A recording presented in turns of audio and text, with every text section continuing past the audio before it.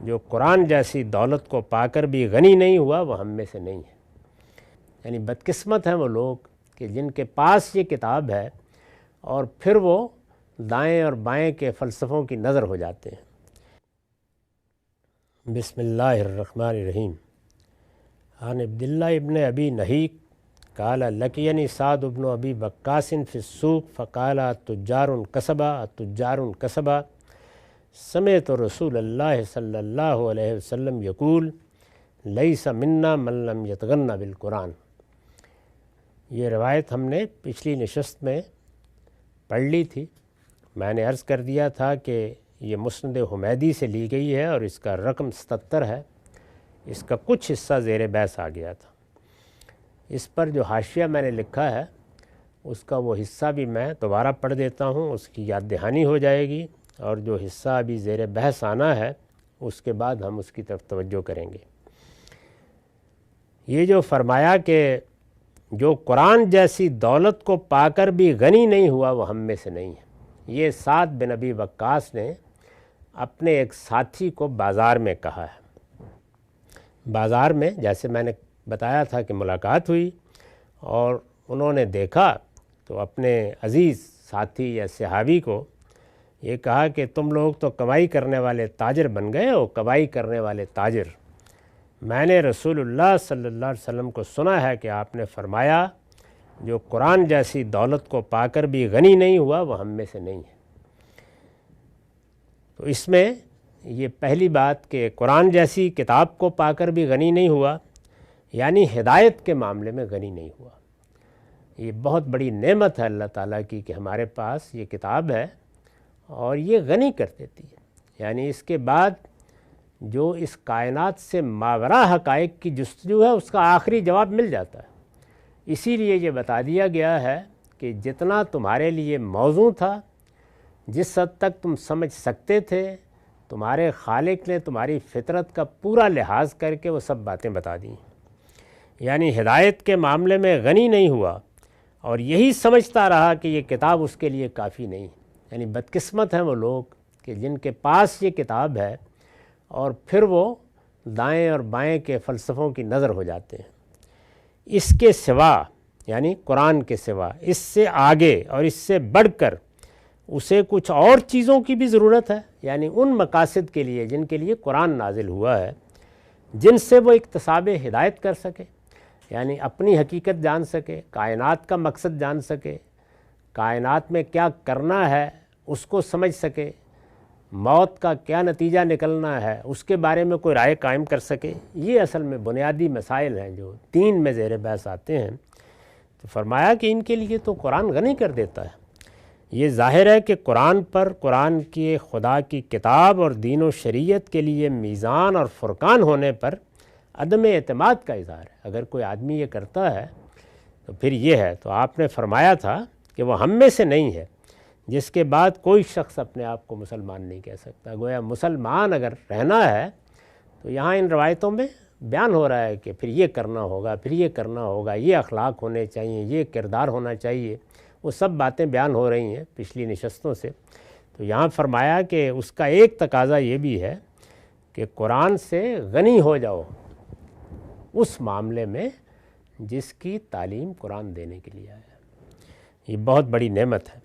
سورہ الضحیٰ کی آیت و وجدہ کا عائلاً فاغنا، سورہ الضحیٰ میں ہے نا کہ ہم نے تجھے محتاج پایا تو غنی کر دیا۔ رقم 8 میں اسی غنا کا ذکر ہوا ہے، یعنی وہاں پر بھی اصل میں ہدایت کا غنا زیر بحث ہے۔ وہ رسالت مآب صلی اللہ علیہ وسلم کوئی محتاج نہیں تھے کسی زمانے میں۔ و وجدہ کا عائلاً فاغنا، ہم نے تمہیں ہدایت کے معاملے میں محتاج پایا۔ اسی کو دوسری جگہ بیان کیا ہے کہ وجدہ کا ضالاً فہدیٰ، یعنی تمہارے سامنے راستہ واضح نہیں تھا اور تم سرگرداں تھے، کہیں راستہ ملے تو ہم نے راستہ دکھا دیا۔ یعنی تمہارے پروردگار نے تمہیں محتاج ہدایت پایا تو قرآن جیسی کتاب دی اور اس کے ذریعے سے وہ شرع صدر عطا فرمایا کہ غنی کر دیا۔ یعنی قرآن مجید غنی کیسے کر دیتا ہے؟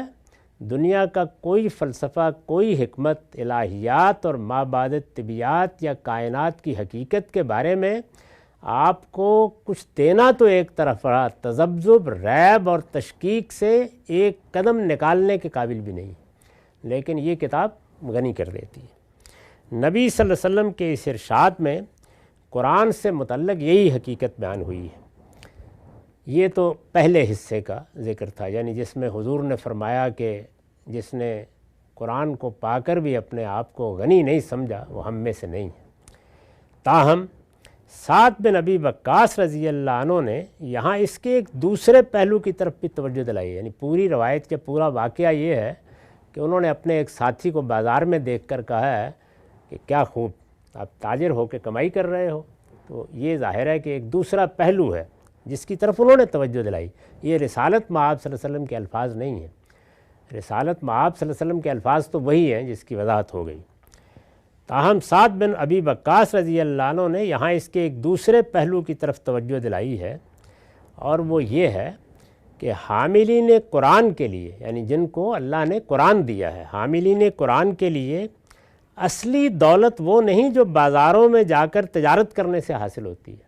اصلی دولت، وہ دولت تو ہے لیکن اصلی دولت وہ نہیں جو بازاروں میں جا کر تجارت کرنے سے حاصل ہوتی ہے، بلکہ وہی ہدایت کی دولت ہے۔